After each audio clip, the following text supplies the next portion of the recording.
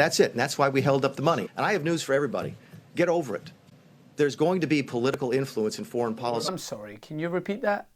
There's going to be political influence in foreign policy. Things have just gone from very, very bad to much, much worse. There's no quid pro quo at all. To be clear, what you just described is a quid pro quo. We do that all the time with foreign policy. There was no quid pro quo, unlike Biden. That's it, and that's why we held up the money. This was Donald Trump's chief of staff, Mick Mulvaney's response when he was asked about whether it's okay to ask a foreign government to open an investigation to further the president's political interests. That's it, and that's why we held up the money. Can you explain to us now definitively why?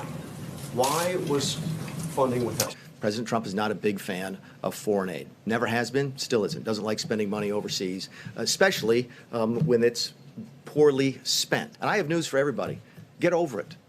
There's going to be political influence in foreign policy. I'm talking to Mr. Carl. That is going to happen. Elections have consequences, and foreign policy is going to change from the Obama administration to the Trump administration. Okay, so in other words, what you're saying is, you're damn right I ordered the code red, and what are you going to do about it? Did you order the code red? I did the job. Did you order the code red? You're goddamn right I did! And the response has since done the rounds online, with most sane people stating, isn't that textbook quid pro quo? Now, according to further reports, Mick here he just said too much, because Donald Trump's legal team is seemingly baffled by his performance at the press briefing. And to be fair, he did have some humdingers. What you just described is a quid pro quo. It is funding will not flow unless the investigation into the Democratic server happens as well. We do that all the time with foreign policy.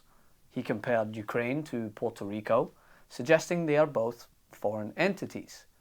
I know the White House likes Sharpies and all, but that's quite a stretch. Not to mention, one is part of the United States, and the other, well, it's not. He also disclosed that next year's G7 summit, which won't include a conversation on climate change, because, well, what burns faster, cash or the earth? And time is money.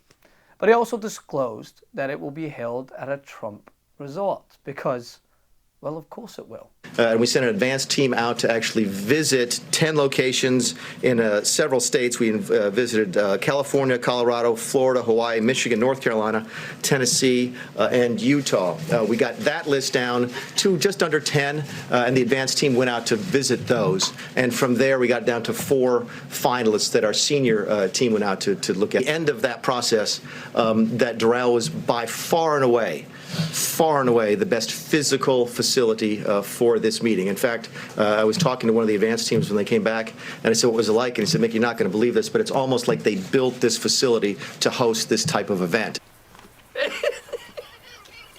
But please, continue to tell me how Hunter Biden making money from his dad's endeavors is the real issue here. What Mulvaney said as we approach day 24 of the impeachment hearings should be enough to lock Democrats into a room and stay there until this thing is pushed through. I mean, a White House official just publicly acknowledged that the existence of a quid pro quo is present. And you better move quick, because the way those revolving doors work, I'm not sure he'll be there much longer.